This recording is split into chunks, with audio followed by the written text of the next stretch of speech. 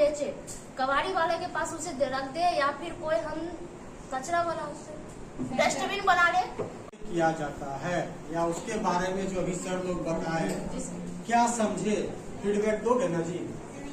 कचरा को कैसे कम करे, इसकी विद्युत सामग्री जो बहुत ही हानिकारक होती है, हमें उसे ऐसे जगह में फेंकना चाहिए जो पर्यावरण को प्रदूषित ना करे, जैसे कि डस्टबिन में हम उसे फेंक दे या फिर कबाड़ी वालों को बेच दे, जिससे पर्यावरण प्रदूषित ना हो। जो जैसे तुम बताओ ना, अभी सर जो घड़ी में बैठ ई कचरा निष्पादन ई कचरा कहते हैं, और ई कचरा से हमें बहुत ही हानि पहुंचती, इलेक्ट्रॉनिक अवशेषों को ई कचरा कहते हैं, और ई कचरा से हमें बहुत ही हानि पहुंचती है। ई कचरा को यहाँ जहाँ तहाँ नहीं फेंकना चाहिए, और जैसे कि भूमि, घर, मैदान, इसे किसी डस्टबिन या कचरे का जहाँ स्टोर होते हैं वहाँ ले जाके दे देना चाहिए, और पर्यावरण को प्रदूषित होने से बचाना है। कचरा हमारे पर्यावरण को दूषित करती है, यहाँ इसे कहीं नहीं फेंकना चाहिए, इसे डस्टबिन में फेंकना चाहिए। पर्यावरण हमें दूषित करती है, उसे बचाना चाहिए।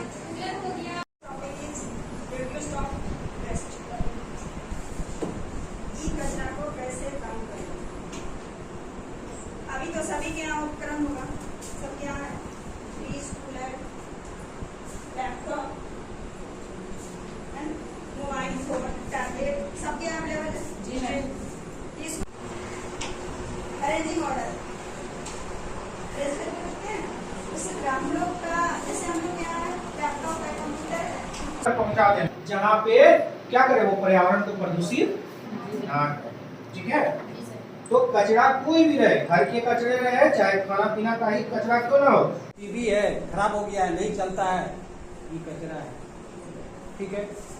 अब ई कचरा पूरे दुनिया में अभी अंदाज लगा लो जो कितना है, पूरे दुनिया में अभी वर्तमान में ई कचरा 53.6 मिलियन टन है ना, 53.6 मिलियन टन ई कचरा है। 1 मिलियन बराबर कितना होता है?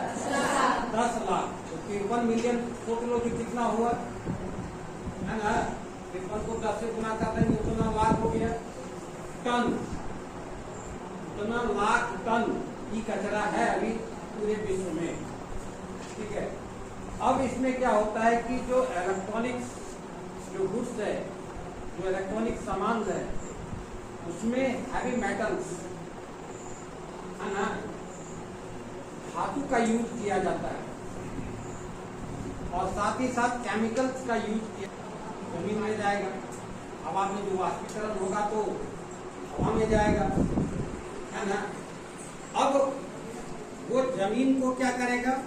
प्रदूषित करेगा, करेगा, हवा में जाएगा, हवा को प्रदूषित करेगा, करेगा, पॉल्यूटेड करेगा ना। हवा को प्रदूषित किया, कहीं ना कहीं तो फेंक ही देंगे, ये नहीं करेंगे, मन में उठता है नहीं ये सवाल।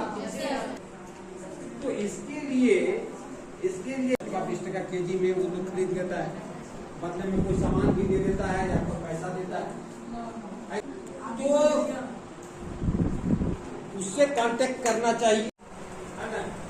घर में है, घर में ये हो गया है, या तो उसको भंगार वाले को सप्लाई कर दें, बेच दें, या ई बूथ में यानी घर में जो है उसका रेफ्रिजरेटर फ्रिज यूज करते हैं, उसमें कौन सी गैस होगी जो ठंडा करती है?